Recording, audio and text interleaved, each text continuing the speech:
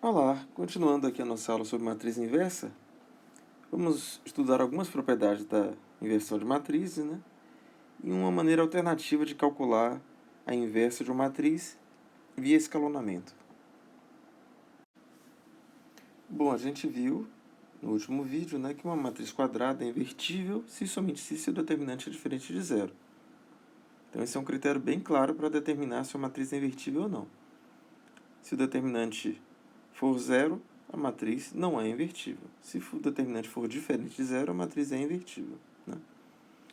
E a inversa, quando existe, é única e pode ser calculada por esta fórmula aqui, né? A inversa de A é 1 sobre o determinante de A vezes a adjunta de A, que é uma matriz que a gente é a transposta da matriz cofatora, né? Então, aqui envolve um cálculo de muitos determinantes. Então, o que a gente vai ver nesta segunda parte da aula, né, algumas propriedades sobre matriz inversa e uma maneira alternativa e mais prática, na maioria dos casos, para se calcular a inversa de uma matriz. Então, estas são as propriedades que a gente vai ver aqui, né? O produto de matrizes invertíveis é invertível e a inversa é o produto das inversas com a ordem trocada, né? Se A é invertível, sua transposta também é invertível e a inversa da transposta é a transposta da inversa. Se A é invertível, a sua inversa também é invertível, o determinante da inversa é o inverso do determinante, né? E a inversa da inversa é a própria matriz. E tem essa quarta que é uma não propriedade, né? Não é verdade que a inversa da soma é a soma das inversas. Então, vamos ver a demonstração, né, dessas propriedades. Então, a primeira propriedade é bem simples, né? Se A e B são invertíveis, então seus determinantes são não nulos. Mas como o determinante do produto é o produto dos determinantes, isso implica que o determinante do produto é o produto dos determinantes, que são ambos não nulos, portanto, o determinante do produto é não nulo e a B é invertível. Portanto, fazendo uma conta aqui, a gente verifica, né, claramente que a inversa do produto, basta fazer o produto das inversas na ordem oposta aqui, né? Porque efetuando aqui esse produto e associando dessa maneira, B vezes B menos 1 da identidade, mas multiplicar por a identidade da própria matriz A, multiplicada por A menos 1 da identidade. Da mesma forma, se a gente multiplicar B menos 1 A menos 1 por AB, a gente também vai chegar na identidade. Isso está nos mostrando que a inversa do produto é o produto das inversas na ordem oposta. Então, com relação à transposição, né? Se é invertível, o determinante já é diferente de zero. Mas a gente já viu que o determinante da transposta é igual ao determinante da matriz. Portanto, a matriz transposta também é invertível.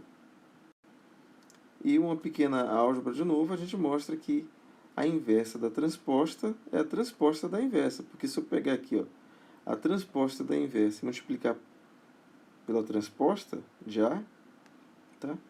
Usando aquele fato que o produto das transpostas é a transposta do produto na ordem inversa, a gente pode obter essa identidade aqui, só que A menos 1 vezes A dá a própria identidade. E a transposta da identidade é identidade.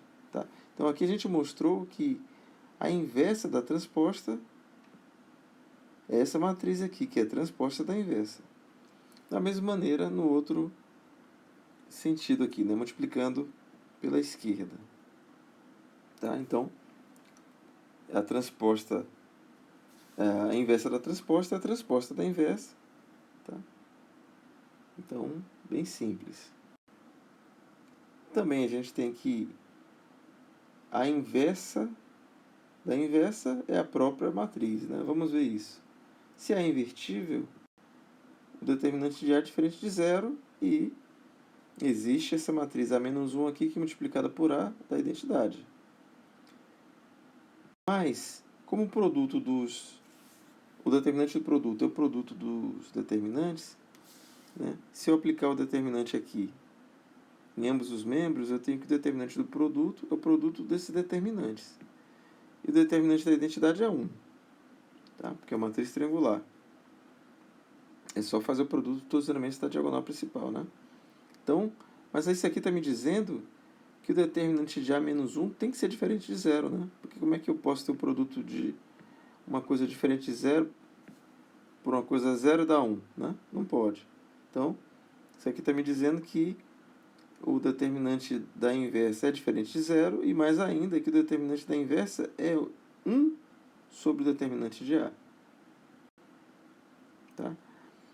E, por causa disso, A-1 é invertível. E é claro que a inversa de A-1 é a própria matriz A. Tá? Porque quando eu faço o produto da identidade. Então, a inversa da inversa é a própria matriz. Vejamos agora aquela não propriedade, né? É muito comum a gente ver isso dos alunos, né? Assumir que a inversa da soma é a soma das inversas, né? Mas isso não vale nem para números, né? Pense aí. Então, vamos dar um exemplo aqui no caso de matriz, né? Eu tenho essa matriz aqui, a matriz de identidade é claramente invertível. E se eu multiplicar por -1 também, eu tenho uma matriz invertível. Então, A e B aí são invertíveis. Mas a soma delas, obviamente, é a matriz nula, que não é invertível, tá? Não tem como você multiplicar uma matriz pela matriz nula e dar a identidade. Você sempre vai obter a matriz nula. Então, a gente está vendo aí que não é nem possível considerar. Eu tenho duas matrizes invertíveis, mas a soma não é invertível. Então, não posso nem considerar a inversa dessa soma. Tá certo? E também pode acontecer de A e B não serem invertíveis, como nesse caso aí, né? Mas a soma ser. Tá? Então, A, nesse caso aí, neste caso, não é invertível porque o determinante é zero, B também, determinante zero, mas a soma delas é invertível. Então, a gente tem que esquecer isso aí. A inversa da soma não é a soma das inversas. Tá? Então, ó, a gente tem várias propriedades que a gente usa essa frase, né? Por exemplo, a soma das transpostas, a transposta da soma é a soma das transpostas, né? Então, em algumas situações vale, mas no caso da inversa não vale. Tá. Então, agora a gente vai começar a falar sobre esse método alternativo para calcular a matriz inversa, né? O método que a gente viu envolve a matriz adjunta, que pode ser bem complicado porque para calcular a matriz adjunta você precisa calcular a matriz cofatora. E a matriz cofatora é uma matriz feita de determinantes, né? De submatrizes da matriz original. Então, à medida que a ordem da matriz aumenta, essas contas vão ficando muito difíceis. Então, existe uma outra maneira, que é através de escalonamento, né? Através do uso das operações elementares. Então, eu vou dar um exemplo aqui, a gente vai tentar extrair qual é a ideia, tá? E depois aplicar num caso mais complexo. Tá, então vamos tentar colocar esta matriz aqui na forma escada. Então, inicialmente, a gente pode trocar a primeira linha com a terceira, né? Porque aí a gente coloca esse 1 aqui na primeira entrada, né? Da primeira linha, tá certo? Agora, qual é o nosso objetivo, né? Colocar na forma escada é deixar os pivôs sempre unitários, tá? Acima de cada pivô só pode ter zero, né? Então, nesse caso aqui, eu tenho que multiplicar essa segunda linha por um meio, para poder deixar o 1 aqui nessa segunda entrada da segunda linha. Tá? E aqui eu tenho um menos 1 aqui, né? Então, acima de cada pivô eu só posso ter zeros. Então, o que eu posso fazer para eliminar esse menos 1 aqui é somar a primeira linha à terceira, né? Então, ao fazer isso, a gente chega na matriz identidade, que é um caso particular, né, de matriz que está na forma escada. Ok? Agora vamos pensar um pouquinho melhor no que foi que aconteceu, né, quando a gente fez esse escalonamento.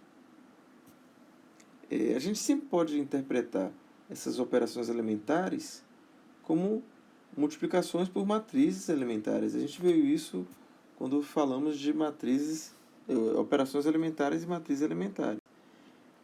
Então, por exemplo, essa primeira passagem aqui, né, a gente trocou essas duas linhas, eu posso reescrever isso como sendo produto dessa matriz aqui pela matriz original, matriz de entrada. E aí eu obtenho essa matriz de cá. Tá? O efeito dessa operação elementar é simplesmente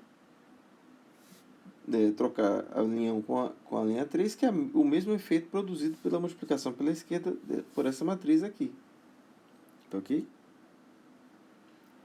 Tá. E essa segunda passagem? Eu posso pegar este resultado, que é o produto dessas duas matrizes, e como eu quero só multiplicar a segunda linha por um meio, né, que é esse o objetivo dessa operação, posso fazer isso multiplicando a esquerda por esta matriz aqui, cujo efeito é só multiplicar a segunda linha por um meio.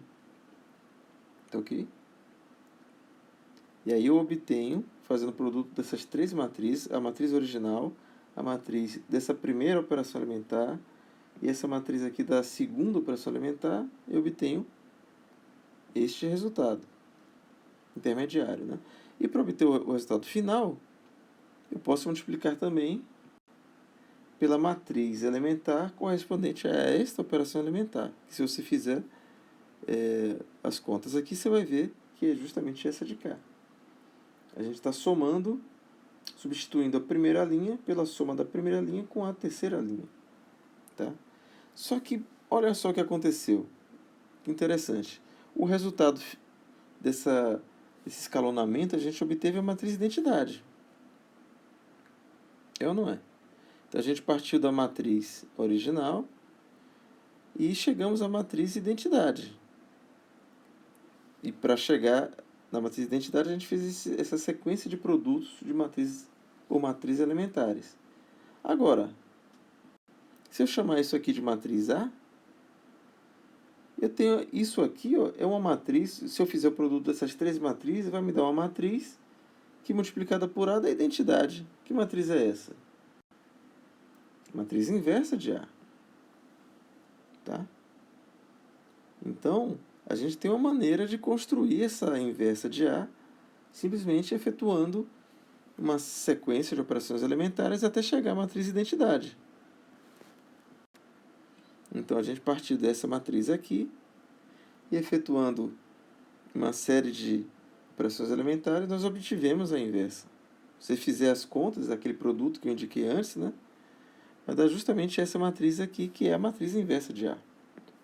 É só fazer as contas e verificar. Tá? Mas, na verdade, a gente não precisa fazer o produto das matrizes. E esse é o ponto mais interessante, né? Porque, veja bem, eu posso encarar essa matriz A-1, que era o produto dessas três matrizes, mas eu posso multiplicar pela identidade. Não muda nada, né? Então, a identidade apareceu aqui. Só que olha o que está acontecendo. Essa matriz daqui, reinterpretando esses produtos de matrizes como operações elementares, é o resultado de pegar a matriz identidade primeiro trocar a linha 1 pela linha 3, depois multiplicar a linha 2 por 1 meio e depois somar a linha 1 com a linha 3. Substituir a linha 1 pela linha 1 mais a linha 3. Tá certo? Então, a gente obteve a inversa, né, partindo da matriz identidade e aplicando aquelas mesmas operações, aquela mesma sequência de operações que a gente obteve para escalonar a matriz original, né? A gente primeiro trocou a linha 1 pela linha 3, depois reescalamos aqui a linha 2 e depois somamos a linha 1 à linha 3. Então, fazendo essas operações, chegamos na matriz inversa que a gente já havia visto antes.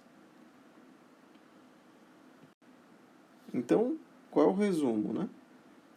As mesmas operações elementares que levam A até I, levam I até a inversa de A. Tá? Então, esse é o método alternativo para calcular a inversa de uma matriz. O que é que a gente vai fazer na prática? A gente vai pegar a matriz A, juntar a ela a matriz identidade, tá? Aplicar a essa matriz ampliada, né, uma sequência de operações elementares, fazer o escalonamento completo, né, deixando na forma escada, na forma escalonada reduzida. E aí, ao mesmo tempo, a gente vai estar aplicando operações elementares em A e em I. Então, o nosso objetivo é levar A até a identidade, e ao mesmo tempo a gente vai estar aplicando as mesmas operações elementares à identidade, e assim a gente vai chegar à inversa. Tá? Eu vou dar um exemplo, um caso aqui de uma matriz 4x4, mas a ideia é essa. O que vocês têm que ter em mente é isso. As mesmas operações elementares que levam A até a identidade, levam I até a inversa de A. Tá? Pode acontecer, né? Vocês podem perguntar, mas e se a matriz não for invertível? É uma boa pergunta. Né? Se A que a gente está considerando não for invertível, então vai acontecer em algum momento aí, a gente vai perceber, a gente não vai conseguir chegar na matriz identidade. E aí, isso é um sinal de que a matriz não é invertível. Vamos fazer um exemplo e tentar entender o processo, né, mais uma vez através de um exemplo. Então, por exemplo, calcule a inversa dessa matriz aqui, 4x4, né, caso exista. Então, a gente poderia calcular o determinante dessa matriz para verificar se ela é invertível ou não. Tá? Mas a gente pode também simplesmente efetuar o escalonamento e ver se a gente consegue chegar à forma escada que seja a matriz identidade. Tá? Se a gente não conseguir fazer isso, essa matriz que a gente vai chegar na forma escada, certamente vai ter um zero na diagonal. E ela vai ser uma matriz triangular com um zero na diagonal. Então, isso implica que essa matriz que a gente começou tinha um determinante zero, né? Porque essa sequência de operações elementares não altera o fato do determinante ser zero ou não, né? Se o determinante for diferente de zero, as operações elementares continuam preservando isso, tá? Então, notem que se a gente fosse calcular essa inversa usando a adjunta, nós teríamos que calcular a matriz cofatora aqui, que seriam 16 determinantes 3x3, dariam bastante trabalho. Então vamos ver lá. Eu começo aqui, então, ampliando a nossa matriz dada com a matriz identidade. Por quê? Qual a ideia? A gente vai aplicar uma sequência de operações elementares para escalonar, né, completamente essa matriz A, deixando ela igual à identidade, e as mesmas operações que levam a matriz na identidade levam a identidade na inversa, como a gente acabou de ver. Tá certo? Então, o que é que eu preciso aqui para fazer a primeira primeiro passo do escalonamento, né? Eu tenho que tornar essa entrada aqui zero. Eu tenho que zerar todas as entradas abaixo dos pivôs e acima também. E deixar todos os pivôs unitários, né? Então essa que é a ideia.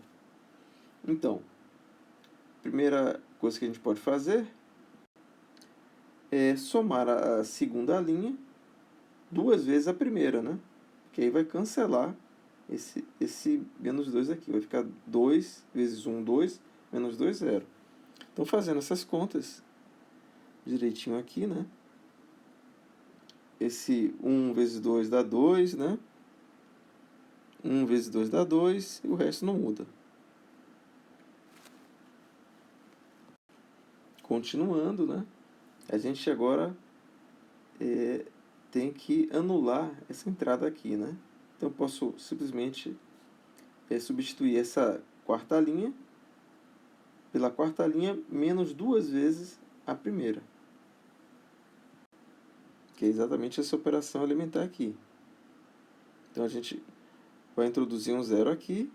Aqui vai ficar 1 vezes menos 2 mais 0, menos 2. Menos 2 mais 0, menos 2, tá? Muito bem. Agora, acontece uma coisa interessante, né? Eu tenho aqui, ó, este pivô, né? E se eu efetuar uma troca de linhas, eu vou colocá-lo, da linha 3 com a linha 2, eu vou colocá-lo nessa posição aqui, né? Note que se eu fosse trabalhar com essa segunda linha aqui, multiplicando por 1/2, por exemplo, para forçar 1 aqui, tá? Eu teria que uma matriz que não estaria na forma escalonada, né? Na forma escalonada, o pivô de cada linha tem que estar à direita do pivô da linha de cima. E aqui eu teria, esse pivô estaria à esquerda no pivô da linha de cima, né? Então eu vou trocar essas duas linhas, trocando a linha 2 pela linha 3, e aqui, tá certo? Mudando também no lado aqui da matriz inversa que a gente está tentando calcular. Muito bem. Agora sim eu posso multiplicar por 1/2 aqui, né? Essa terceira linha, para deixar esse pivô da terceira linha unitário. Muito bem, aí apareceu 1/2 aqui, 1 e 1/2 aqui.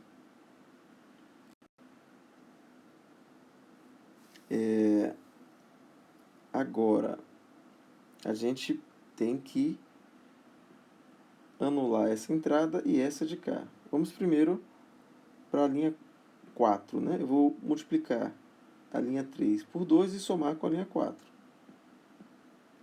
Aí eu obtenho isso aqui. Verifiquem se está tudo ok, tá? E para cancelar esse de cima, basta subtrair da primeira linha a terceira. Então, L1 eu substituo por L1 menos L3. Aí eu vou cancelar isso daqui, né? E ao mesmo tempo vai aparecer um menos 1/2 aqui. Esse 1 menos 1 cancela, dá 0 aqui. 1/2. 0 menos 1/2 menos 1/2 aqui. Tá ok? Muito bem. Tá faltando o quê? Multiplicar. Eu tenho aqui este pivô, que é o primeiro não nulo da quarta linha, né? Menos 1. Como ele tem que ser unitário, eu vou multiplicar toda essa quarta linha por menos 1. Aí eu obtenho 1 aqui. Faltam mais só duas operações para forçar zeros aqui, né? Estamos quase chegando na matriz identidade. Agora, a gente pode multiplicar a quarta linha por 1/2 e subtrair, né, a terceira. Então, L3 substituo por L3 menos 1/2 de L4. Tá? Então, isso só afeta aqui a linha 3. E aqui, menos 1 vezes 1/2. 1 menos 1/2 dá 1/2. Desculpe. De novo, né? 1/2 menos 1/2 vezes menos 1. Então, dá 1 meio mais 1 meio que dá 1. Muito bem. E, finalmente, a última etapa aqui, basta multiplicar a quarta linha por 1 meio e somar com a primeira. Então, L1, eu transformo em L1 mais 1 meio de L4. E assim, eu obtenho do lado esquerdo a matriz identidade, ou seja, nós fizemos o escalonamento, né, completo da matriz original e, ao mesmo tempo, calculamos uma matriz que é a inversa da matriz original. Vamos verificar isso, né? Então, essa foi a matriz original e essa aqui foi a matriz que a gente obteve a partir da aplicação, né, da matriz identidade das mesmas operações elementares que escalonam, que deixam essa matriz original na forma escada. Então, se vocês verificarem aqui, fazendo o produto, né, vocês vão ver que dá exatamente a matriz de identidade. E se fizer o produto pelo lado esquerdo também, tá? Então, essa que é a ideia. Em resumo, né, o método mais prático para calcular a inversa de uma matriz dada é simplesmente você escalonar a matriz original, né, até deixar na forma escada. E aí, as mesmas operações que são usadas para escalonar a matriz, você usa na identidade para obter a matriz inversa. Tá ok? Bom, então, esse processo assim, exige bastante prática e vocês vão ter que aí fazer vários exercícios para entender esse mecanismo. Até mais.